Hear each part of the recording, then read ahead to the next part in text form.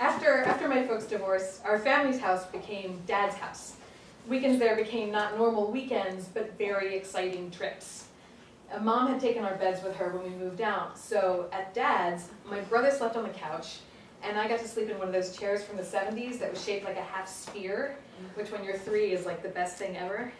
And so every Saturday morning we'd go to IHOP, and then we'd go to K&B at the mall, and Dad would get us a toy that we chose every week, guaranteed toy.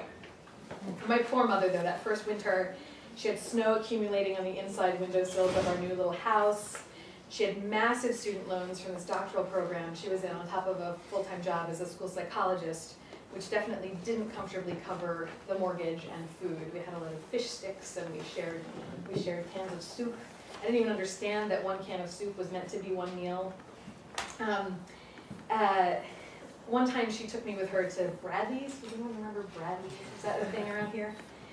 It's some kind of like Walmart of the 80s that wasn't quite as big as Walmart. It's just like pick up some basic necessities. And I must have gotten a little bit too conditioned to the idea that store meant guaranteed gift.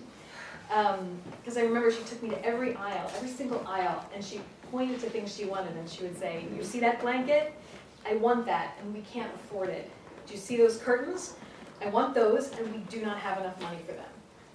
I got the point. It sunk in very deep, and it sunk in when I was about 3.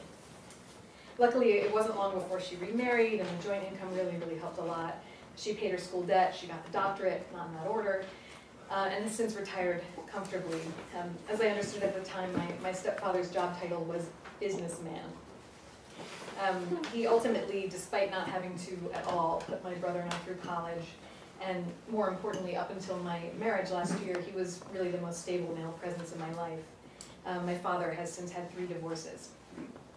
Despite Mom and Walt's relative financial ease, and don't get me wrong, we're not talking about a palace with automatic gates here, but they're okay. My mother's lesson about spending limits really stuck with me. And my college degree, being a BFA in drama, was not surprisingly led to some kind of lean years following graduation.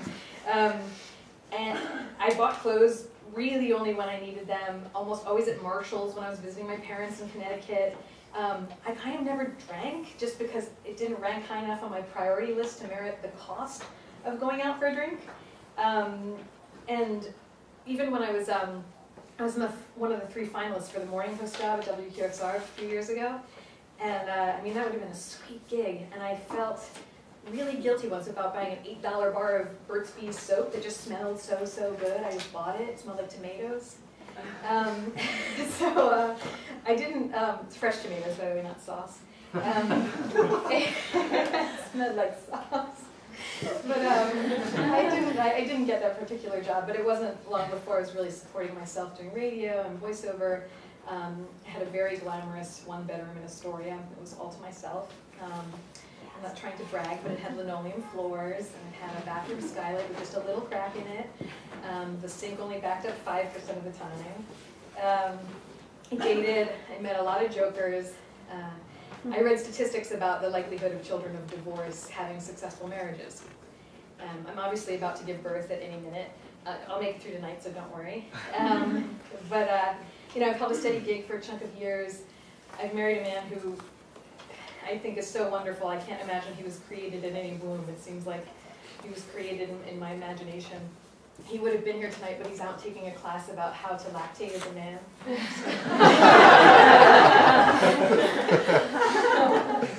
But between the 2 of us, we were recently able. We got a little house just outside the city, and we can still walk almost everywhere in this little village.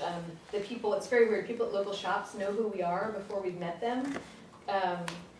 And the leaves, these autumn leaves are just glowing orange on these cliffs on the other side of the river. It's a lot like the city, except now sitting on the stoop, instead of forcing ourselves not to stare at the very obvious drug transaction going on in the SUV idling in front of us, we can just watch the neighbor's kids having scooter races down the sidewalk. It takes a lot of bravery. They're very serious about it. And we're hoping, despite the soon-to-be new mouth to feed, that ends still meet reasonably comfortably every month. And they probably will just fine. But the important thing is that the ends that really matter have already met.